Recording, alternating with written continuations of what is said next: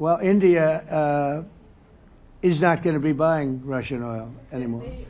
And Hungary is sort of stuck because they have one pipeline that's been there for years and years and years, and they're inland. They don't have sea. They don't have sea. And I spoke with the very great leader of Hungary, and they are, it's very hard for them to get oil. I understand it. Hungary's in a very interesting position because they can't have ports. They're surrounded by land. So we'll see what happens there. But India will not be buying oil from Russia. And they've already de-escalated, and they've more or less stopped. They're pulling back. They bought about 38% of the oil, and they won't be doing it anymore. Mr. President, Trump has been helping you in achieving peace in Ukraine. Who has? First Lady Melania Trump Yeah. has been helping in returning abducted Ukrainian children from Russian captivity. President Zelensky, do you appreciate those efforts? How do you assess them? And did you ask her to step in and to help you? No, she wanted to do it. She just felt very strongly about the children, and she's done a really good job, I think, in bringing it to the fore. We have a lot of children involved. Now, it's some people say it's 20,000, and some people say it's 300.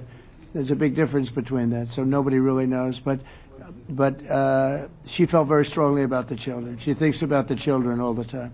President Trump, if you okay tomahawks to Ukraine, what's going to happen if the United States is in a conflict and we need the tomahawks? Do we have enough? That's a problem. We need tomahawks, and we need a lot of other things that we've been sending over the last 4 years to Ukraine. We've been, we gave them a lot. Now we have a different situation. We send it to the European Union. They pay for it and all that, and they have plenty of money.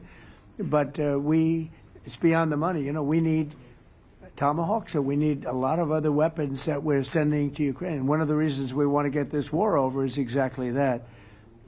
It's not easy for us to give. You're talking about massive numbers of very powerful weapons. So that's one of the things we'll be talking about. Hopefully they won't need it. Hopefully we'll be able to get the war over with without thinking about tomahawks. I think we're fairly close to that. Well, we resolved 8 others. It's funny how people say that. If you get this one, every time I do one, they forget about that one.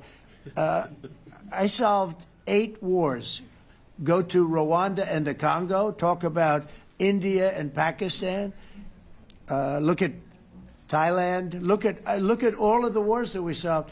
And every time I solve one, they say, if you solve the next one, you're going to get the Nobel Prize. I didn't get a Nobel Prize. Somebody got it who's a very nice woman. Very nice. I don't know who she is, but she was very generous. So I don't care about all that stuff. I just care about saving lives. But this will be number 9. But every time I solve one, they said, sir, if you solve one more, you're going to be known as a peacekeeper.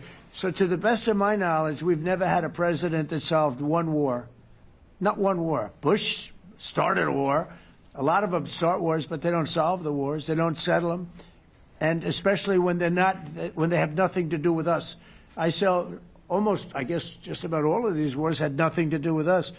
But I saved tens of millions of lives. The Prime Minister of Pakistan said, I saved millions of lives in interceding on Pakistan, and you look at Pakistan and India as an example. That would have been a bad one, 2 nuclear nations, right?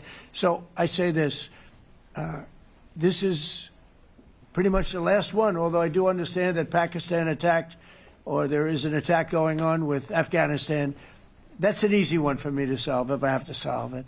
In the meantime, I have to run the USA, but I love solving wars. You know why? I like stopping people from being killed, and I've saved millions and millions of lives, and I think we're going to have success with this war.